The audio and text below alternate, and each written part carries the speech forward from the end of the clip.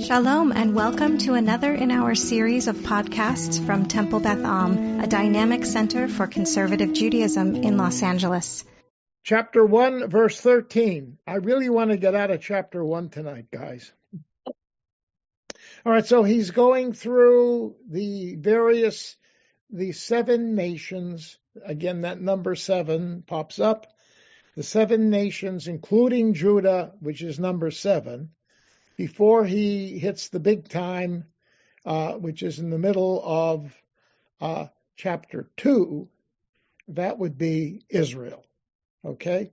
And so we're now at the Ammonites. We looked at the map before. These are the tribes, the Moabites, the Ammonites, Edomites. These are the tribes that are on the east side of the Jordan River, that over whom various kings in various times of Israel had control, not control.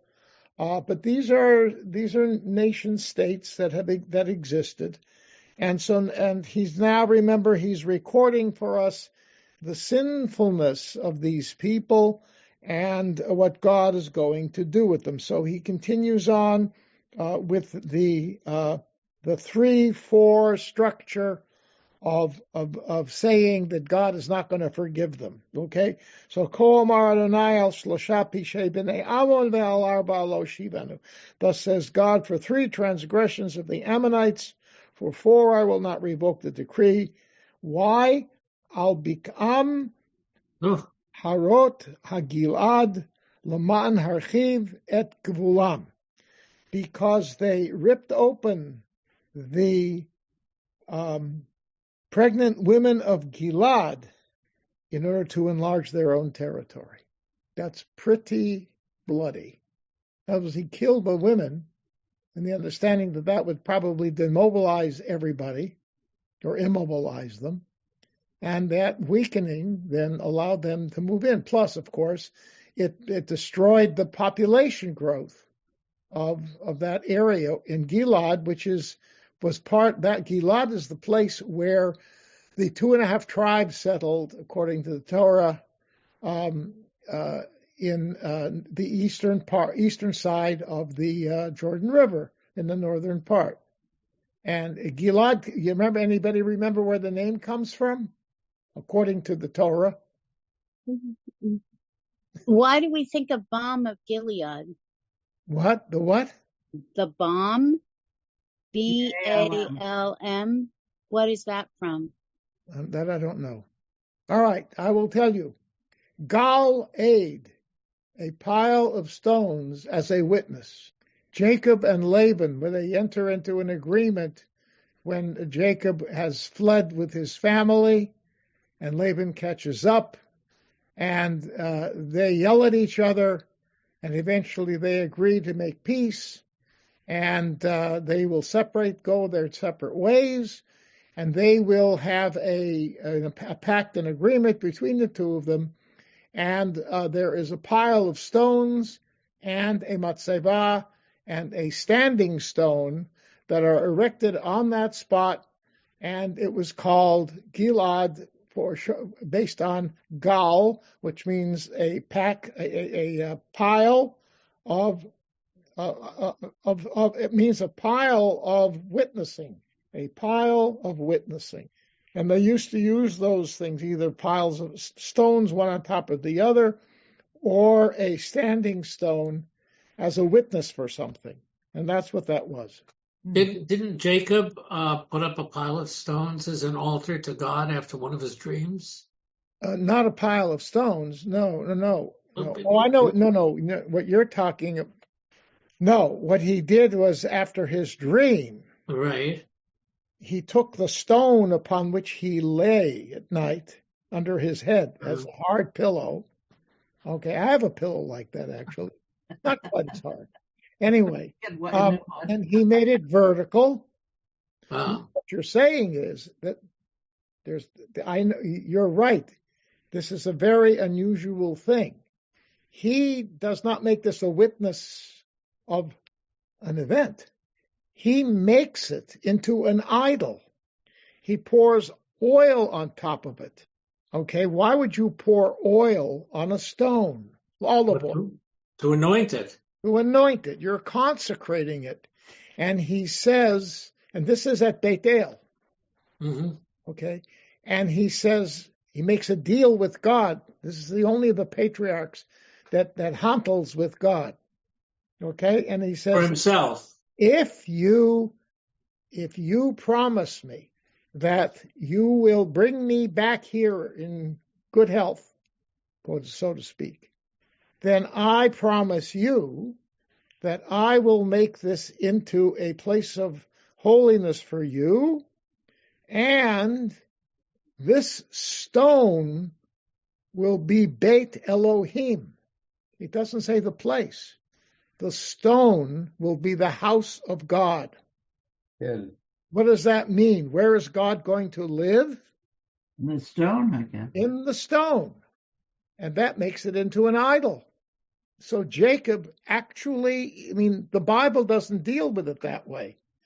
Okay, they ignore that element. But the fact is, if you read the prophets and you read other places in the Torah, you cannot erect the standing stone as a sign of worship of Hashem. It's forbidden because it's idolatry. And the essence of an idol is that within the material of the idol rests the presence of the God, which is different from a temple where it's not within the material of the temple that God's presence is, because God's presence is non-material, right? So it's in the space above the ark, not in the ark, not in the golden cherubim, the angels with the outstretched arms above the ark. No, God's presence is above it, in the empty space, open space. In an idol, the presence is within the material of the idol. Leon. I just wanted to answer what Tybal asked, a balm for Gilead. That's from Jeremiah 21:22.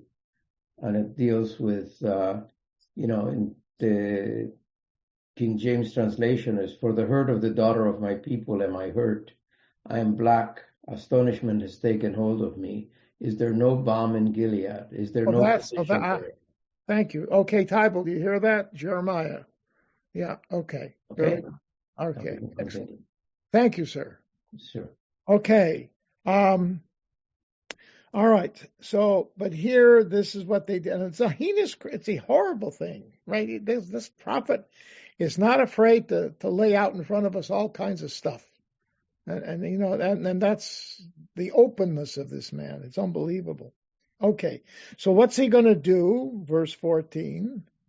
V'tzati eish b'cholmat rabba v'achla armanoteha b'tru'a b'yom milchama b'sa'ar b'yom sufa. I will set fire in the wall of Rabbah, which is Rabbat Ammon. And what is Rabbat Ammon called today, we think? Jordan. Ammon Jordan. Ammon, yeah. Ammon Jordan. Yeah. That name is carried over to that spot, right? And there will be a fire. It'll destroy its fortified palaces, among shouting on a day of battle, on a day of a violent tempest. Okay, and the Sa'ar, Sa'ar and Sufa, it looks as if it's a tempest of battle and violence rather than a natural phenomenon, right? And then 15, V'halach malkam bagolah hu v'sarav yachdav amar Adonai, and they will go into exile together, all together, with their officers, etc. And that's what God said. Okay, so that's the punishment. We move on. Okay, now we begin chapter 2. And then now another one. That was Ammon. Now we're talking about Moab, right? Remember, Ammon and Moab have something in common with each other and have something in common with the Israelites. What do they have in common with each other?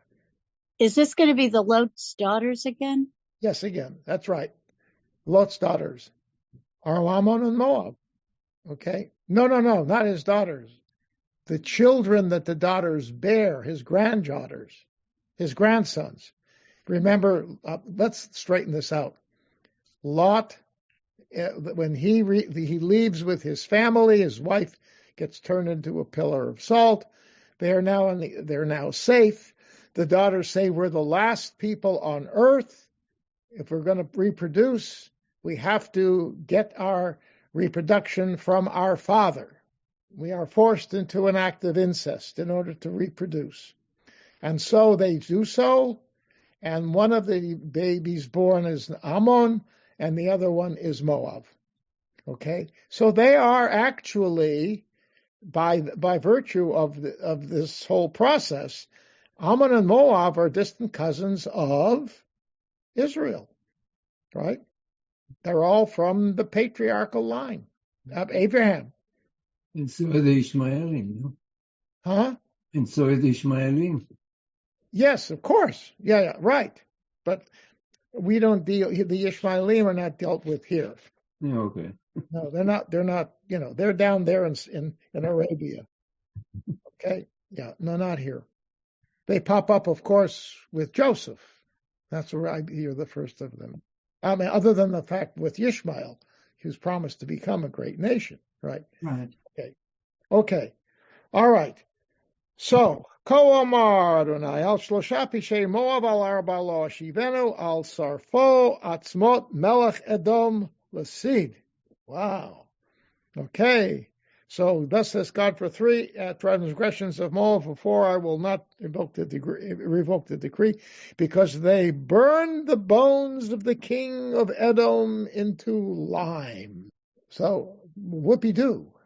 Why do we care? Yeah. Yeah, I mean, he's Well, dead. but you He's got to go dead. back. You got to go back into the mindset of the ancients, right?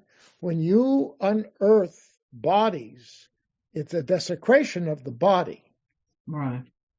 because you're disturbing the body's rest. Mm-hmm. Person dies, leave them alone, right? They're buried. They're in Sheol, so to speak. You leave them alone. They're underneath. But if you unearth them and burn them, it's like a universal sin. You don't do that. It's interesting because the instance that this brings to my mind is what the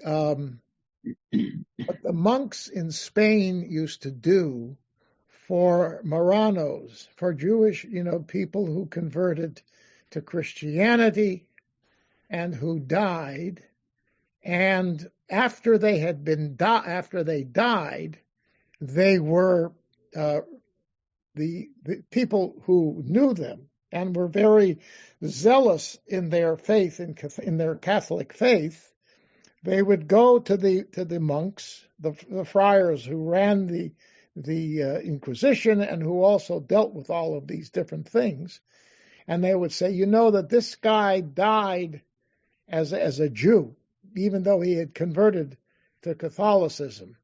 And what would they do? They would open up the grave, take the guy out, and then just throw his bones all over the place. They would desecrate the sanctity of the grave as a means of indicating this guy's punished, he's in hell, whatever. But it was the same notion of people who had been dead for decades in some instances. And somebody comes running out, guess what? Look what I found. Okay. So anyhow, it continued down into the late 15th century. Okay. And I would venture to say in certain cultures, it's probably still operative. There's this notion, kvod hamet, yakara d'shchiva, right? The honor that is due the one who is passed, and they rest, and they have to be left at rest. Okay. All right.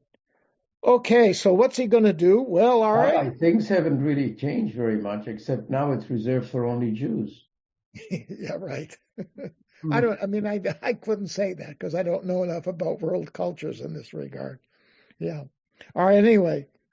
So, Vishalachti Eish b'Moab, the same thing again, right? Fire burning the fortified palaces. Then Umet b'shaon Moab v'truah b'kol shofaru. Look at this, and Moab shall die in tumult, right? Shaon, and amid shouting and the blare of horns, right? And then the hichrati shofet mikirba v'chol saraha eherog imo amar Adonai. I will whip out the shofet. Can be a judge, but can also be a leader, as in Sefer Shoftim, right? The book of Judges. As far as I know, the only judge who was a judge was Deborah. All the others were leaders, and so shofet means a leader. That's a more generalized meaning of that. And so he's going to destroy all their officials and the leader, and that's it. And that's what it says. Okay, moving along. All right. Now what do we got here? Yes. Brutal. Now we come to ourselves. Okay. Remember, this is still not the major goal. This is still part of this long introduction of all these 7 nations that are going to get it for their sins. All right? So here we go. Ko amar Adonai al shosha pishay Yehuda ve'al arba'a lo ashivenu al ma'asam et Torat Adonai, because they spurned. Ma'as means to hate, and it's a strong word, right? The Torah of God, v'chukav lo shamru, and they did not observe its rules, its laws. Vayatum kizvehem asher halchu avotam achareihem, and they were beguiled. I love this, beguiled by the delusions after which their ancestors walked. Okay. The illusion, kazav really means lies, a lie. So, they invented lies, and these lies caused them to go off the beaten path, so to speak, and their ancestors literally pursued these things. Okay, I guess you can call them, all kinds of weird theories today. Yes, things like that, and that's what that's about. Okay, so what's he going to do? Very simple. V'shalachti yesh b'Yehuda be'achla armanot Yerushalayim. I will send fire to Judah, and the fortified palaces of Jerusalem will be consumed. Okay, and that's it. Now we go to big time. We're going to go to the oracle concerning Israel. Okay, my paper's around, and this is really interesting, because here you really see the prophet at his best. Okay, and we're going to look here at poetic structures and different word structures, at metaphors, and just the definitions of the crimes, rhetoric. It's really, we're going to see, he's really going to wheel out here all of his guns. Okay, so here we go. Now, by the way, you get the sense, repeating what we said last time. The 7 nations are mentioned. Where is he talking about this? Remember, where is he geographically? He's in Beit El. Moving east to west, right? He's in Beit El. No, I'm not talking about the layout of the nations. Physically, where is he speaking? To whom is he speaking? He is in the north, no? Huh? Wasn't he in the north? Yeah, in Beit El, which is the southernmost point of the north. I remember I told you it's 20, 30 miles north of Jerusalem, due north. That's Beit El. It's on the border between Israel and Judah. And remember, why was there a temple put there? It's a holy site, first of all, right? This is the holy site that, according to the Torah, goes back to Jacob and before that. Okay, we know today that it was initially Beit El. It was the house of the god called El, the father of Baal. It was a pagan center before it became an Israelite center. They repurposed it, right? That term, I love using that term. They repurposed it, all right? Anyhow, okay. But then, of course, what was the most significant step in this repurposing that took place at Beit El? Anybody recall? The I don't know if this is the right time period, but Don and Bethel had the calves. Had the what? The didn't they have replicas of the golden calves? Yes, they had. What was the other one? Don. You're right. That's correct. And who built those? After the split kingdom. Yes, that's right. Who was the king? Oh. The first king of Israel, northern Israel. Jeroboam? Yes, Tybal. Thank you. You're on a roll here. This is good. Okay. Yes. Yeravam ben Nevat, the infamous, and the book of Kings, of course, written by somebody from Judah, calls the sin of putting up those golden calves as chata'ah, not chet, but chata'ah, which means a big chet, a big sin, a huge transgression. Okay, and there are two of them, one in the north and one in the south. And they're at the extremes of the boundaries, of course. But the point is, he says, why do you think he put one, let's say 25 miles north of Jerusalem? Do you remember? We talked about this. Competition. Yes. It's like why gas stations are on all four corners. What was he afraid would happen in the southern part of Judah, of Israel? That they would go to Jerusalem anyway. They would go to Jerusalem. That's exactly. And flout authority. Right. They would go to Jerusalem, which they had been doing under the reign of Solomon, because that was the only temple around. Okay. All right. So he built it in the north and in the south. All right. So so right now, Amos is standing in Bethel, and he's saying this to the people who are of Israel, not Judah. They're Israelites in the demographic sense of the word. All right. So now remember, he's now finished with all these other nations, and you are people from Israel standing around with your arms like this, right? Or like this. Thank you, Leon. But you're just standing there saying, okay, good. We agree. All these 7 people, including Judah, even more so. Of course, Judah. They're a bunch of bad people. Why are you wasting our time telling us all about the bad things that these people do and how God punishes them?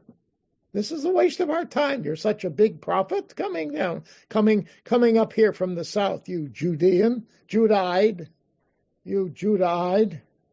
Go back to Judah. Well, that's going to happen later. He'll hear that from the priest. But anyway, so he says, oh yeah, you ain't heard nothing yet. Then he begins, Ko Amar Adonai, Al Shlosha Pishei Yisrael, Bil Arba'a Lo Ashivenu, for the 3 sins of Israel, and for 4, I will not revoke the decree. Why? Al Michram Bekesef Tzadik, Ve'evyon Ba'avor Na'alayim. No blood here, right? No war. What does it say? Because they sold a righteous person or a person who was seen innocent of a crime in court. Tzaddik can go either way. Because they sold this kind of person for money. And they sold, similarly, a poor person in return for a nice set of sandals. This is a radically different crime from what we've been reading up until now, right? Now, granted, that Judah, they mentioned because they didn't follow the Torah, among other things, right? But still, that's huge. That's huge compared to this. I would, whoopee-doo. This happens all the time, doesn't it? Well, that's his whole point. This is typical of the moral or ethical nature of the people who live and have power in Israel, in the northern kingdom. Okay? Or we'll get back to the second. Okay, Tybal. Okay, so Israel is the north that has more tribes. I happen to think 9 tribes, not 10 tribes, don't have to go there, but a lot of tribes. Is this supposed to make us think about Joseph's brothers who were the progenitors of the tribe selling him? That's a very interesting point. I hadn't thought about that. Think about that, everybody. Yeah, Wasn't he sold? I don't remember what. Yes. He was sold to Egypt. For money. No, but I meant he was given over to the slave traders, but was it for money? Presumably. Oh. Yeah, Because then, particularly with the needy for the pair of shoes, which is kind of clothing, well, there's also the association of the coat of many color. I don't know. It just made me think of Joseph here. I think but the thing with the shoes is a little bit off. But the thing, basically, one can suggest. Remember, Joseph. It's interesting. The rabbis called Yosef HaTzadik. You know that. I mean, that's a rabbinic term for him. And it's interesting that this notion pops up here. And yes, what is the dominant tribe of the north? Well, eventually, Ephraim. It's Ephraim. The fruitful one. Ephraim, right? Yes. Joseph's. This is the younger of Ephraim and Manasseh. Remember, Jacob crosses his hands and ends up putting his right hand on Ephraim's head, even though Manasseh is the oldest. He should have gone like this, but he went like this because he knew, as being a prophet, Jacob, that Ephraim was going to become the dominant. Once again, the younger becomes the dominant one. This is at the end of the book of Genesis, before he gives his list of blessings and curses to the other tribes, he deals with his two grandsons, born to him by his favorite son, Joseph. Right. Anyhow. Wait, what? Sorry. Didn't Benjamin wind up his favorite? First there was Joseph, but then I thought Joseph Joseph was. Benjamin was, remember, when Benjamin came along, ultimately, Joseph is gone. Benjamin is around, yes, but Joseph was the one that he was sending out people to. Jacob sent out Joseph to spy on his brothers where they were out there shepherding their sheep, and that's what it showed his. He played the game of the preferred child, which parents should not play, and this, as was happened with him, it bounced back on him as the father who preferred one over the other. Both of the story of Rebekah and Isaac vis-a-vis Jacob and Esau, the same thing. You shouldn't have a preferred son. And it's interesting, Abraham did not act that way, to his credit. He loved both of his sons. Remember when God wants to send Hagar and Ishmael out, Abraham says, what's going to happen to them? They're my family, right? And God says, don't worry, I'll take care of it. And then he agrees. Okay, anyhow. Okay, so what you're saying, Tybal, is a very interesting thing. One can suggest it could have been in the back of Amos's mind. And in other words, you're doing the same thing all over again, guys. You're acting like your brothers did with Joseph. Okay, anyhow, but it's an interesting thought. All right. Now, so let's just so we have the following crimes here. So they sell a person. One of the translation here says cause was just, right, which is an allusion to corrupt judges, corrupt courts of law. Or a tzaddik can be basically a righteous person. We read of the tzaddik, for example, those of us who studied Psalms together in Psalm 34. There's the whole last part of Psalm 34 that's in the Siddur on Shabbat. Okay, that's where you find mi ha'ish hachapetz chaim, right? The guy who, l'tzor lashon chamera, guard your tongue from speaking evil, etc. Seek good. That psalm at the end deals with the righteous one. Okay, and it's very interesting. It says that the righteous one suffers. It makes just a very blunt statement. Righteous people suffer. Okay, and this sort of validates it. And I'm not sure if that psalm isn't in the back of his head somehow. I mean, Amos's head. There's another point later on where I'm pretty sure I hear a psalm at work. I'll get to that when we reach it. Okay, anyhow. So it says they sell them. What does that mean? They are selling these people. Selling them into what? Slavery. Slavery, right? And this is Jew to Jew. We're not talking about non-Israelites here.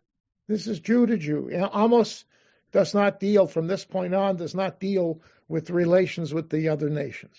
This is only Israel. So this is within. You can't do that. It's against Bible law. And these are not people who, we don't know that these people were indentured servants for them. It doesn't sound that way. Remember, if somebody owed a debt, they could work it off in 6 years. What happens in the 7th year? They go free. That's law for Israelites, right? And you can't just randomly say, okay, you righteous person, you're corrupting our evil, trying to make it into good. Goodbye. And he sells him to another Israelite, and he becomes a slave. And that's what's going on here. And again, no blood is shed, right? Nobody's burning bodies. It's a moral issue. It's an ethical issue. That's the whole point. And the same thing with poor people, right? If the person owes you money, they can become indentured to you. But you don't have a right to sell them to somebody else in that regard, make them a permanent slave. No. They have no debt to the other guy. Nowhere is that allowed. And why would you treat poor people this way? What are you supposed to do with poor people? Well, let's go back a step. What should you do if there is a righteous person in your midst in ancient Israel? What should you do? Lo takir panim. What? Lo takir panim. Well, in other words, you should respect them. Be an ethical witness. Correct. Or a judge. Okay. But what if it means that's regarded? What if a tzaddik though means a righteous person and doesn't have anything to do with judgment? That's the other option here. It's a good person. What should you be doing? Emulating, exactly. Use them as a role model.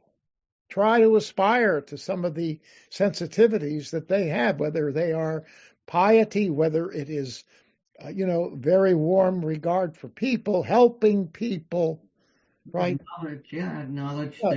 Being an ethical person of integrity. Right. That's a tzaddik. All right. Instead, you sell them into slavery. Get them out of here. Yeah. It makes us look bad. Yeah, or gives us a sense of guilt that we're not doing it. Right. Either one. Okay, so that's that. And what should you be doing to the poor person? Sending them into slavery to get him out of here? Get him off the,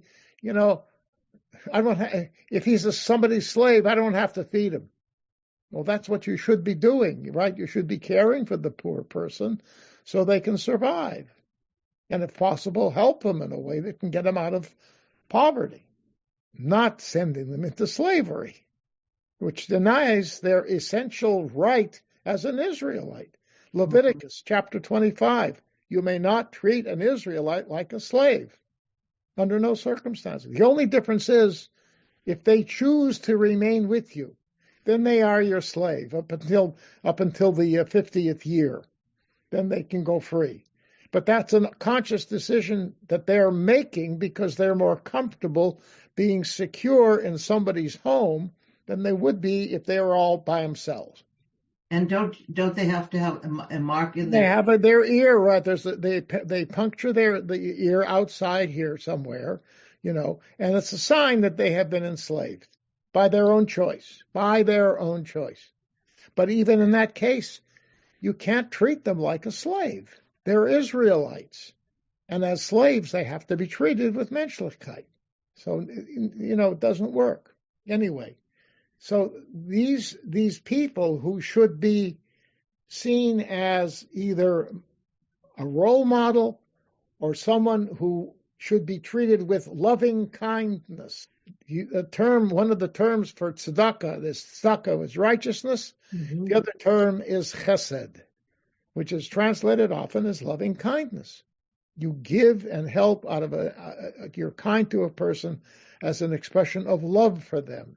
Okay, and that's what is expected of an Israelite, but not what these guys do, not what these guys have been doing. Okay, so therefore, they're going to be punished. Okay, and you see right away, this is the major difference between Amos and the other prophets. This becomes his major focus on the moral corruption of Israel. Very unique, but very important. There are references later on to God not wanting their sacrifices. I'll give you a preview of that. Okay? What does it mean God's not interested in their sacrifices? God wants them not to sacrifice? No, it's because their morality takes precedence, and sacrifices mean very little if they aren't moral. It's almost as if the holiness of the sacrifice is negated, right? Yeah. By the immorality of how they live their lives. Right? Exactly. Tybal. It's like the piece of the liturgy on Yom Kippur, which says, "Is this the fast that I want?" Yes, exactly. Yes, second Isaiah, chapter 58. No, that's already second Isaiah. That's third Isaiah. Right. Yes, exactly. Right. The people that are fasting say, so why isn't our tzuras going away? He says, because you're fast, you do business on the fast day. You don't care for the other person, for the poor person on the fast day. That's why nothing's changed. If you want to change how you're living, how you're acting. So it's similar, yes. That's a much later rendition of it, but it's the same basic principle, yes. Okay, good. Now, but at the same time, these harsh words, it's a poem. Al Michram Bekesef Tzadik. Okay, you have three trope marks. The Al Michram, because of their Al is the same as because.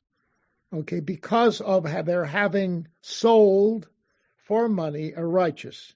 So if you look at the Hebrew, if you have it, there's a hyphen between al and michram, which sort of makes them into one word. So there's no vowel, there's no trope, no cantillation mark under the al there. It's under michram, so it becomes like one word. So al michram bekesef tzadik, ve'evyon ba'avur na'alayim. And the poor, there's no reference here to the concept of selling in the second three words. It's only in the first. But because of the linkage between the two as a poem, the verb to, we do this in English as well, right? We have a two-clause statement. The first clause mentions a verb which is applicable to the second clause. Okay? And that's what this is about. So you have al michram bekesef tzadik, ve'evyon 3 and 3. Okay? And it's interesting because you also have it's a chiasm. Okay, it's a chiasm because chiasm, Rabbi. I'm not what chiasm. ABBA. Oh, order. Think of an X, right? A prime. B prime, X. That's why it's chi. It's a Greek word. The X is a chi in Greek. So the point is, you have the act and the person who is being harmed by the act. That's A and B. And in the second part, there you have B prime, the person being harmed, followed by the act. So what you mean here is bekesef tzaddik, and then ba'avur na'alaim. It's evion ba'avur na'alaim. No. Al Mikram bekesef is the act. The tzaddik is the recipient of it.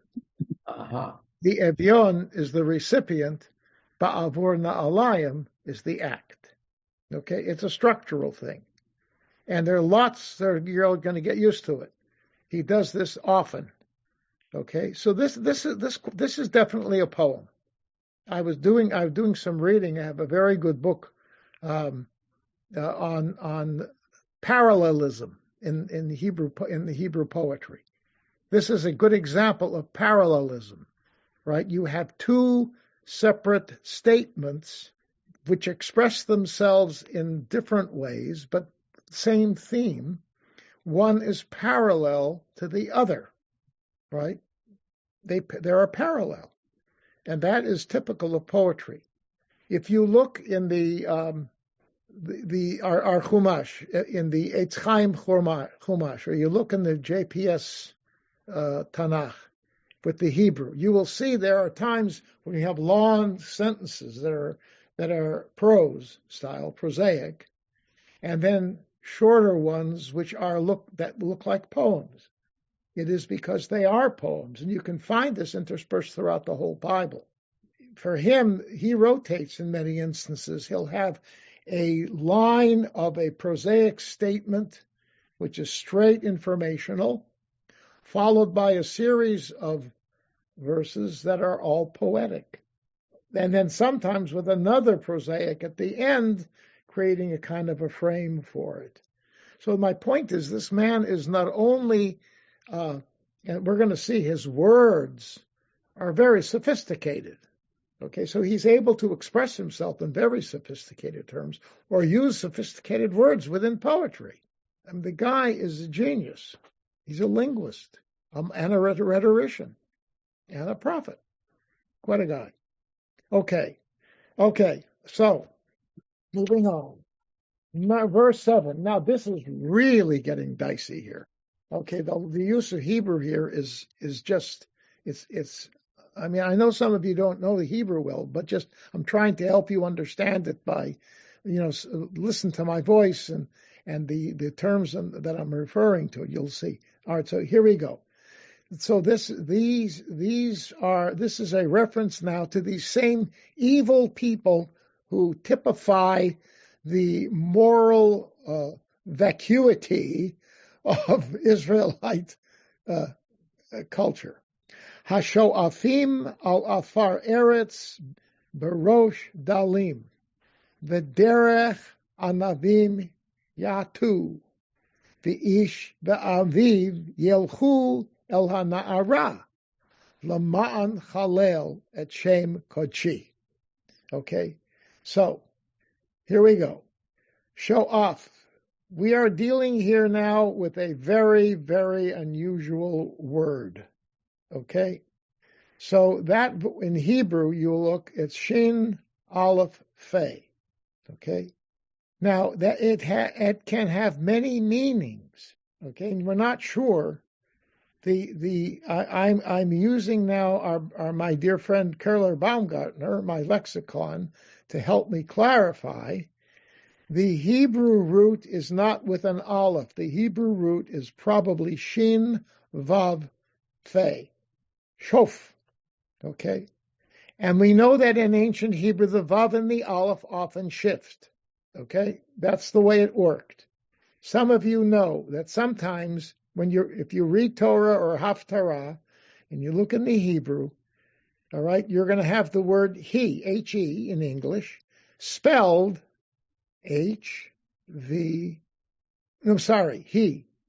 second. No. Yeah, he, feminine. How do you spell feminine he, meaning she? How do you spell it normally? Hey, That who? Aleph. hey, Yud Aleph. Hey, Yud Aleph. But sometimes when you read Torah or Bible, you will find that the Vav, instead of a Yud, there's a Vav. But there's a dot underneath the Vav, which is the E sound, which means you read the Vav as if it were a Yud. The verb that word requires a feminine, takes feminine verbal expression. So it's a woman. It's he, but it's spelled who. All right. Though my point here is these words, Aleph, Hey, Vav, Yud. Aleph, Hey, Vav, Yud. Flip-flop in ancient Hebrew. Okay? Is that point clear? I know some of you are saying, what is he talking about? I understand that. Just I'm saying 4 basic letters flip-flop, and it can become very confusing. So in this word, Shin Aleph Fei, the Aleph has replaced a Vav. And most of the current scholars on this will assume that is the basic verb, the 3-letter verb, Shin Vav Fei. Now, Shin Vav Fei can have multiple meanings. And here context helps to guide you which ones. One is, it can mean to grasp, okay, to grasp, to hold on to. The other is not to grasp, but to gasp, as in gasping for air. Isn't that interesting? Gasp and grasp, the same word. All right, but it's relevant because you see that there are different interpretations of what this means. But if you look at the context here, what it means here, one of the ways of understanding this is that verb sho'afim means to trample. In other words, you are grabbing at the trampling on all of our arts, in the dust of the earth, the head of a poor person. Imagine you got your foot on the head of a poor person to cause him pain. That's what this is saying. You are causing pain to a poor person. I mean, it's like when used to hear, I don't know, hopefully it doesn't happen anymore, but we heard about it here in LA and different places. People would beat up on gay men just because they were gay. And here you had something equivalent. People would beat up on poor men. Why? Because they were poor. They were disgusting. And they treat them like dirt. By doing what? Trampling them in the dirt. Okay? And clearly they're not talking about blowing on them or gasping them or making it's not proper Hebrew to say making them gasp. It's not the proper word, conjugation of the verb. All right? So they are stomping on the heads of poor people in the dust. Okay? But then that's one thing. That's the first part of the sentence. The derech anavim yatu. And they are the derech, the road, the path. They are sending poor people on errant paths. Okay? On paths that lead them into trouble. How do we understand? How would you think if you were a nasty person and you wanted to get this poor person, let's say, out of your hair?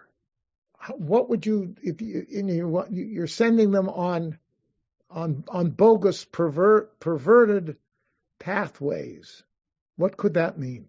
It's not clear, so I'm really asking for help. Well, you can wait. Hands. Okay, I got Tybal and I have Gabriella. I don't know why I thought of this, but I thought of the modern phenomenon of planting drugs on someone. Planting drugs, illegal drugs, on someone's person or in someone's house, and then reporting them because that discredits them. Oh, okay, that's possible. I mean, that's the modern analog. No, that good. That's good. That's fine. Yes, Gabriella.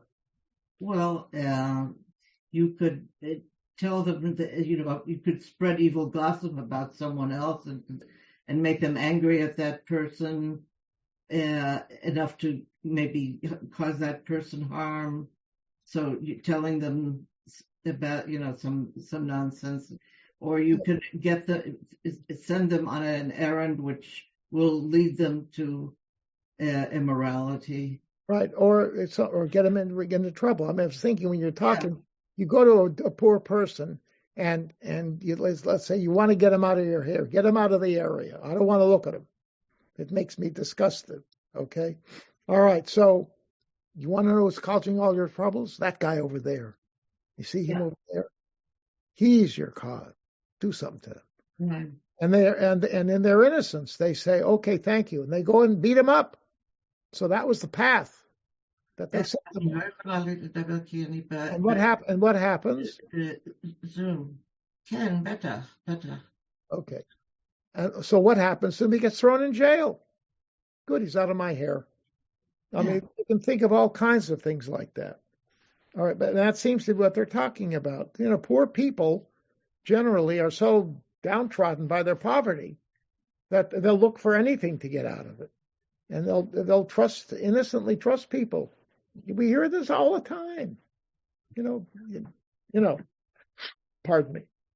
Okay, so that's what they do. And now this next one, though, is really a bad one. All right? A man and his father will go to a young woman. What are we talking about?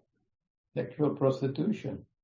Some form of prostitution. Sexual prostitution. Bad. Or, okay, that's one possibility. Tybal? Well, it makes me think of 4 examples, or maybe 3. There's Reuben who sleeps with his father or attempts to sleep with his father's concubine Bilhah. Yes. Well. But this is together. Oh, no, then forget it. You mean? No. A man, yes. They go to the same woman. It doesn't mean they sleep with the same woman. They go to the same woman. And by the way, notice the common denominator here is something to do with the ground, right? You're stomping on a person's head. You're putting them on a path to do something that'll hurt them. Or these people knowingly walk together to a young woman. Okay, and the question is, what's this young woman? Well, what first jumps into your head could be the right answer, what Leon said. A prostitute. Or it could be a virgin, that they're defiling a virgin. Yeah, but one of them, the second one is doing a virgin. That's true. There are a lot of Joseph like that. By definition, right? But the point is, but look what it says. L'chalel et shem kodeshi, in order to desecrate my holy name. But, in verse 8, they talk about pawned garments. And to me, this is a reference to, you have despoiled the poor out of everything and forced their children into prostitution. It could be. Well, wait a second. Hold on. Yeah. That could be. But think about it. I'm of the opinion that actually this is not the end of the sentence. That verse 8 should not have a number. I'll get back to this in a moment, okay? Anyway, verse 8, what does it say? Ve'al begadim yatu etzel kol mizbeach. And they do something perverse, yatu.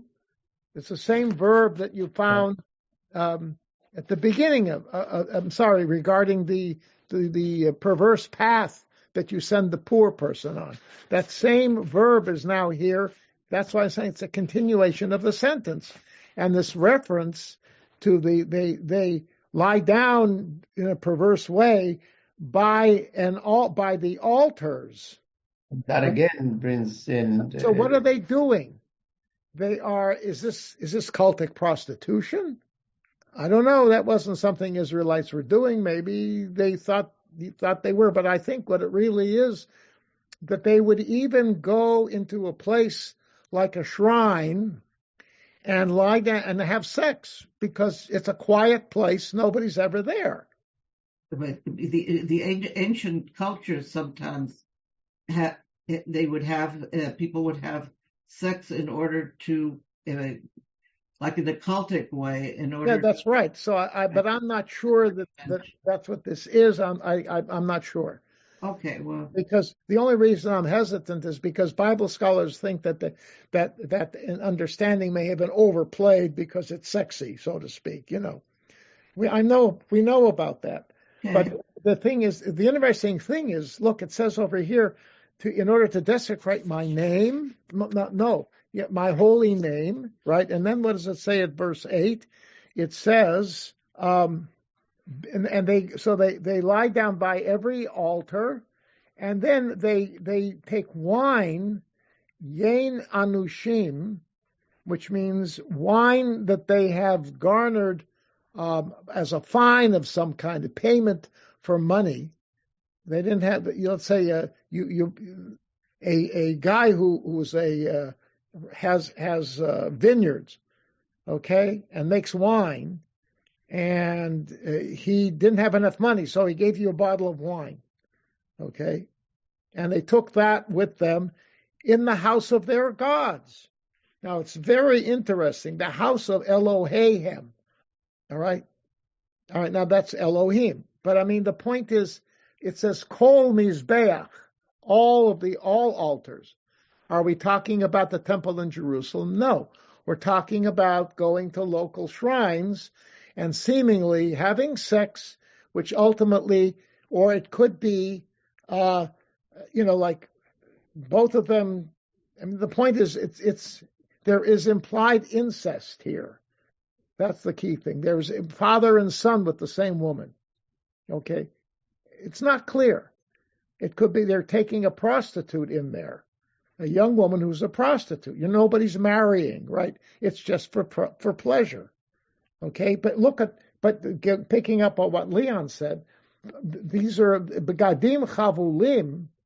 Okay. At the beginning of verse 8, this is money. These are clothes. This is clothes that are put as a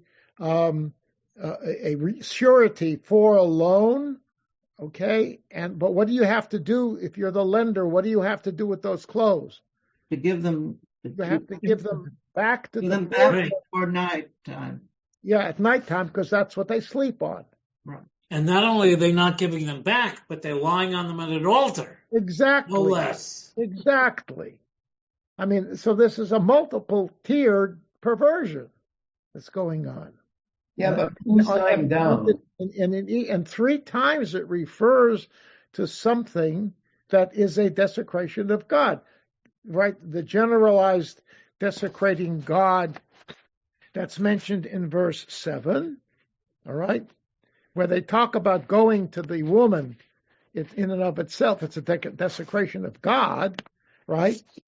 And secondly, they're violating the law of the garment, right?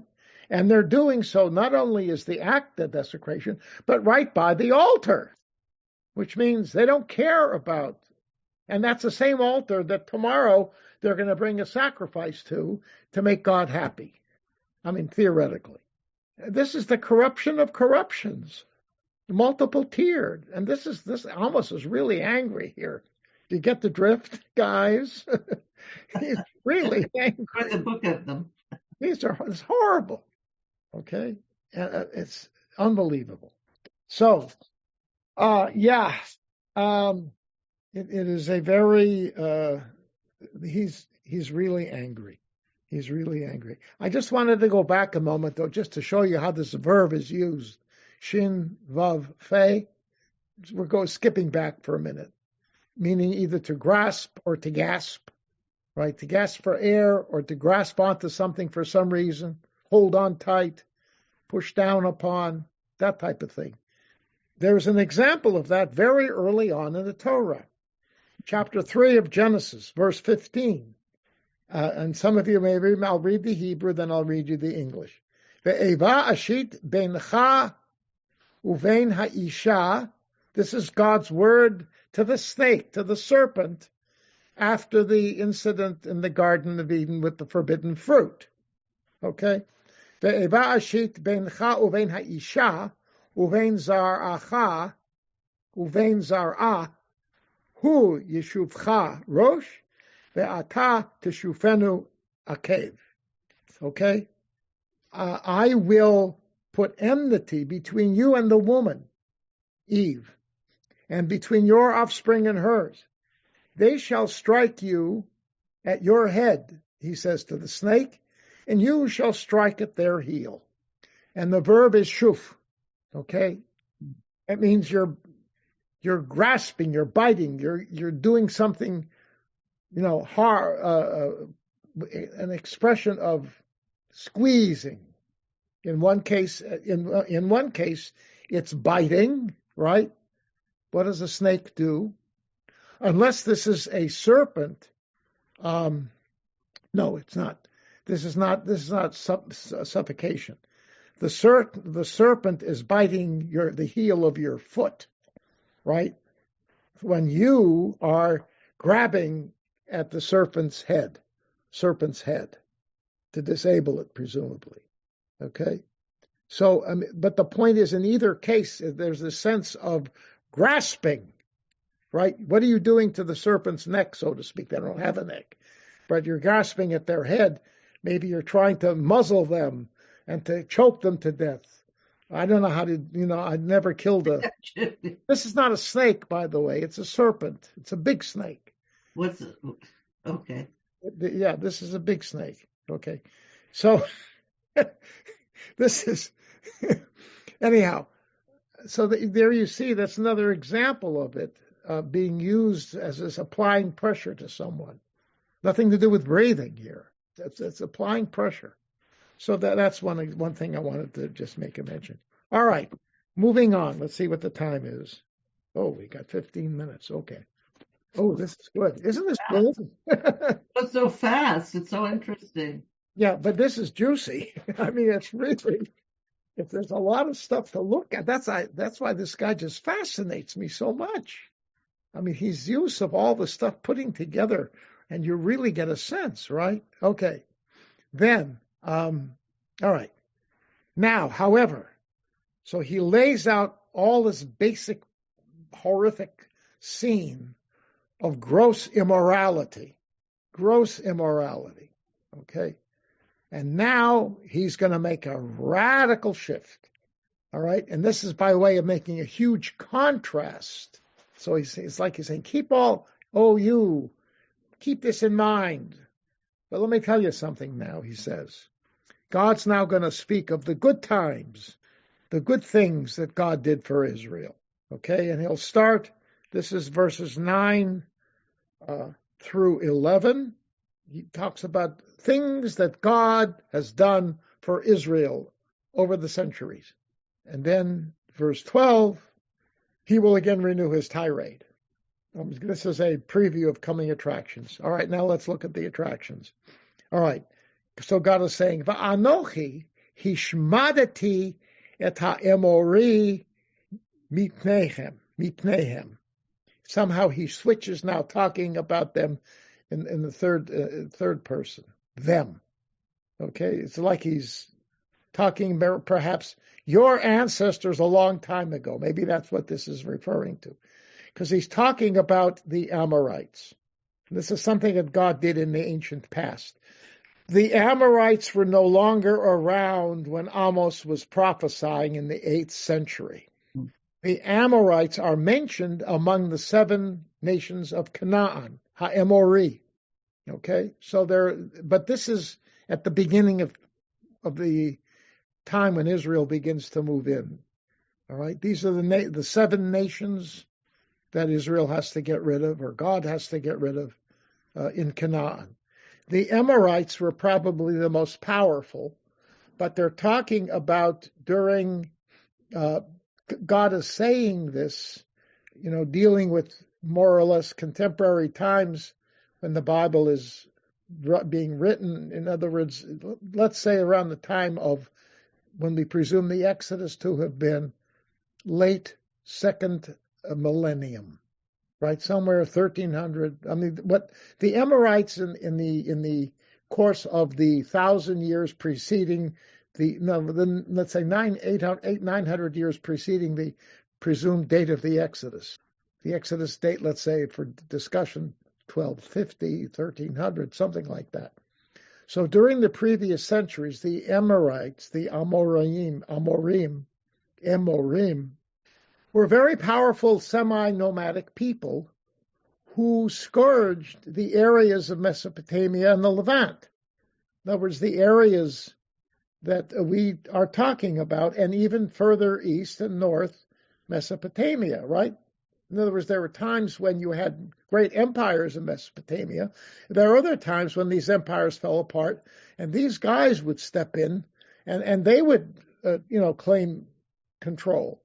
But they would be kicked out by another strong empire, and they moved around a lot. I mean, they were literally mobile, so they could move and save their necks. But they persisted for centuries. They put the Philistines to shame. Philistines did that in Canaan, in Israel, from about 1150 to 1000 BCE, until David sort of cleaned it up. So there are 150 years of causing headaches for the Israelites, for the Egyptians. Okay, but these guys, these Emorites, were around for centuries until finally they get wiped out. Okay, and the vestiges of them were among the nations that were in the land of Israel when, according to the Bible, Joshua moved in and got rid of them. And we know that even the Bible says that that's not really what happened, because a lot of these people were still around, but not the Emorites. Okay, so God is saying, I got rid of them for you. Okay, I got rid of them for you. He says, Anochi hishmarati et ha'emorim mipnehem. I destroyed the Emorites before them, before the ancient people of Israel. Now, who were the Emorites? You see, you're now going to describe them. Asher Gigova Arazim Gavhu, who were as tall as cedar trees. Okay, so you think Lebanon, right? That was an area that they controlled as well. But they were tall like cedar trees. V'chasonhu ka'alunim, and they were as powerful as oak. Now, some scholars have suggested the use of oak trees here, powerful oak. I mean, oak trees, we're talking very large oak trees, okay? And those of you who took my Bible 101 class before, remember we were talking about worshiping trees, okay? And we were talking about the various kinds of trees that were worshipped in ancient Israel by pagans. And that some of the, like Jeremiah talks about, worshiping on high hills with trees. So the oak tree was one of those trees that served as a god representation. They believed it was a representation of a deity. It was sacred.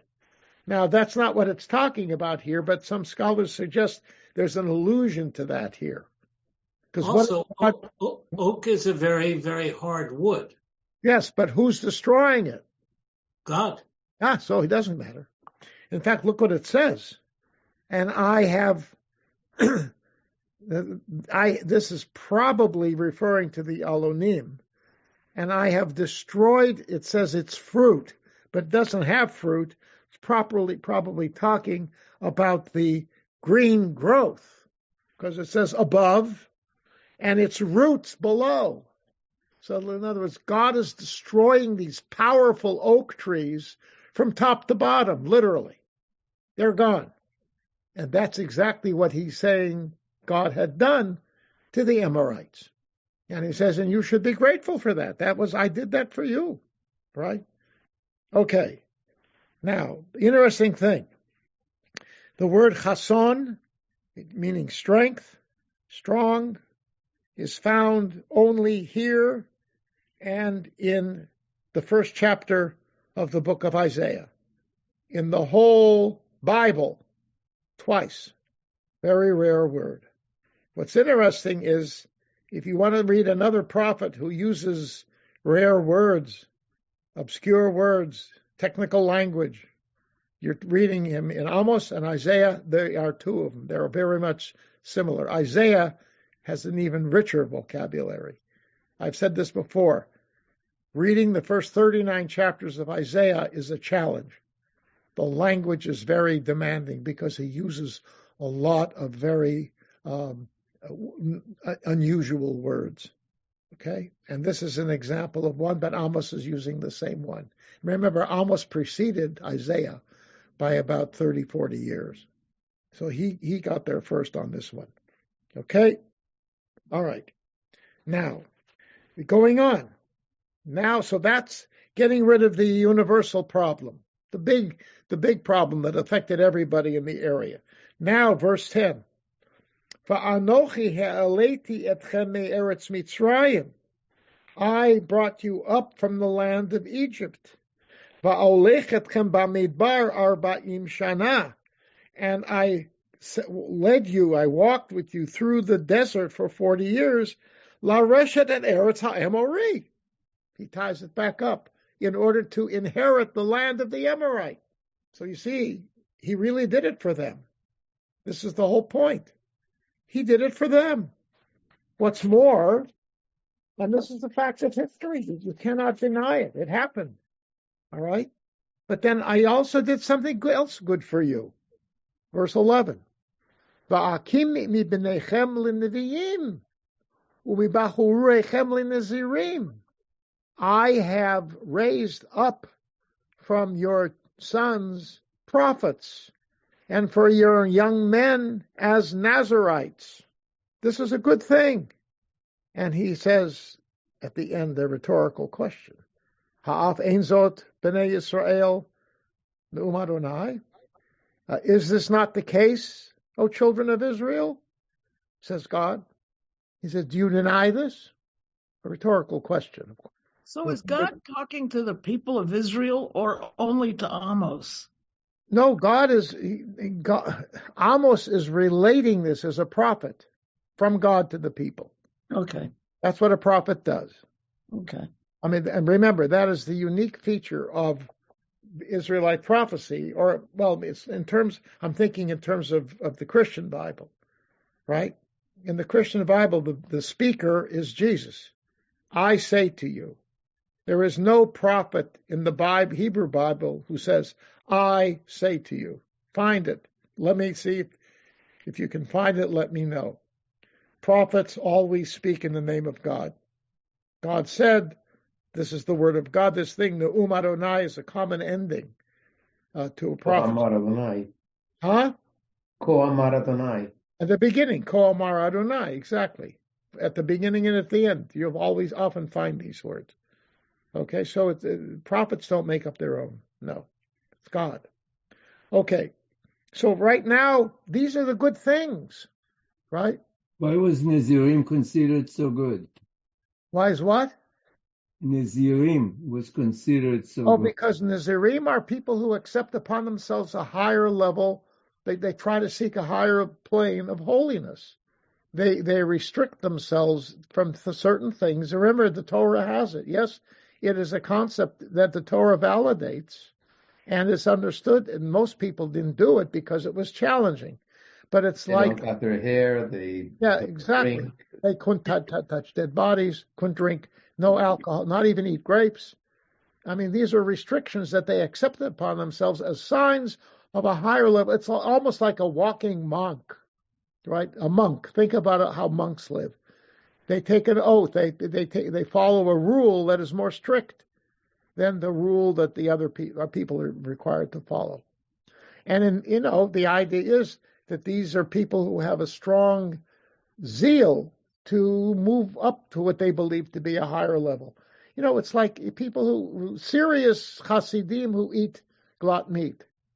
A serious, respectful Hasid will say, I eat glot meat because I seek to, elevate my level of commitment to God. God bless. Okay?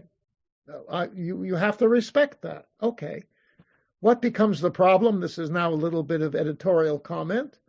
The problem is when these people force it on others who are not required to eat glot meat, whose customs are not to eat glot meat, and they're not interested in this jump up to a higher level, but you're forcing them to do this. Funny thing is, in the process, you're degrading the value of glot. Now, by increasing the use of it, however, it somewhat lowers the level of cost. So there's an ulterior motive here. And today you've got people, you know about this whole glot thing. It's a scandal. You got people who won't eat in somebody else's home because it's not glot. And these people are not Hasidim. You know, they said, I think I want to become more like a Hasid. Okay. But you're saying that the home that doesn't have glot meat isn't kosher.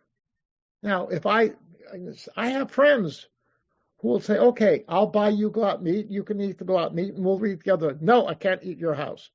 It's as if they've trafed up their house. This is not an exaggeration.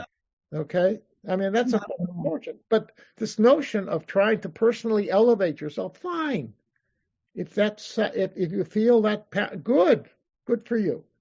Okay? So what you should be doing, if you have these people in your midst, right, a prophet to be sure, you should be proud of these people. You should be proud that there are people whom God has chosen to speak to convey messages to you, right? It's a gift. A Nazir is a gift. Somebody who's modeling what the Torah itself condones as a way of expressing a higher level of commitment to God. God bless. What a wonderful thing. That's what God is saying. All right? Verse 12. Oh, Tybal, go ahead. And I just want to make sure, because the way you're describing Nazarites, I hadn't really thought of in the same way, but they were like Kohanim, only male. I'm asking. Was there such a thing as a female Nazir? No. You're presuming too much on ancient society. No, but just... But they didn't have to necessarily, a Nazir didn't have to be a Kohen. It could be. No, it's not. I'm just saying that obviously Kohanim were only men, but I'd never really thought of, because who's the big famous Nazir is Samson. Yeah, they're men. Yeah, of course. Yeah. Yeah. We don't have any record. Who was the most active Nazir? Shimshon. Shimshon HaGibor, Samson, right? Yeah. Right. Okay. The difference with his Nazarite, the general Nazarite concept is it's a temporary thing. Right.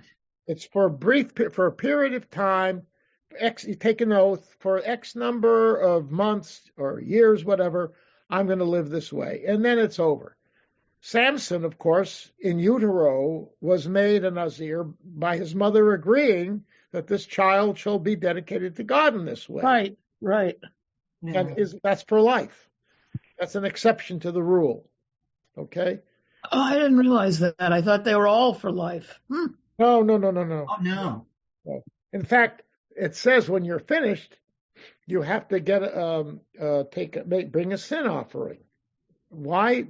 In case you slipped, right? In case somebody handed you a drink of some kind, and you said, "Does it have wine in it?" And it says, "No, there's no wine." And you taste it, and it says, "Well, this is delicious." And you drink the whole thing down. And the guy said, "Oh my God, I forgot. We put in some white wine." You're not there. You're stuck, right? Okay, do it on purpose. At the end, bring a sin offering. It'll clean the slate. Well, that would be the person who offered it to them. Would be. Well, right, of course, but he forgot. No, it was all done in innocence. It was all done in innocence. Right. They forgot. Whatever. Okay, I just made that up. That's a good one. Isn't there? But here's the interesting thing on that. Give you a little Rembaum tonight. Rembaum on Rembaum. Okay, here we go. Rembaum explains the Nazarite as he says, why does it require in the Torah that you bring a sin offering when you're finished? Because you have deprived yourself of a blessing from God, grapes and wine. And you should not it's a tendency toward a monastic kind of self-deprivation. And that's not what God intends. God wants us to have a balanced life where all the gifts of God you can partake. He says you should drink. He probably would say red wine is healthy for you, which now we know is not true anymore. But anyway, but he was a doctor. So he likes the notion that you should have small amounts of these things to perk you up, make you feel better, whatever, etc. Okay, nothing wrong with it. So by not doing it, you're depriving yourself of a gift from God, and that's a sin. So that's Maimonides. That's his Mishigas. No, nobody can. Yeah. Can Nazarites marry? No. Yes, they can. Yes, they can. Yeah, Samson got married. Oh, that's right. Yeah. Remember Delilah? Well, I don't think it was Delilah. Did he marry I don't Delilah? think he married her. What? He married someone else, if I remember I correctly. thought, yeah. And then Oh, he married. No, that had nothing to do with sex. No. Tybal.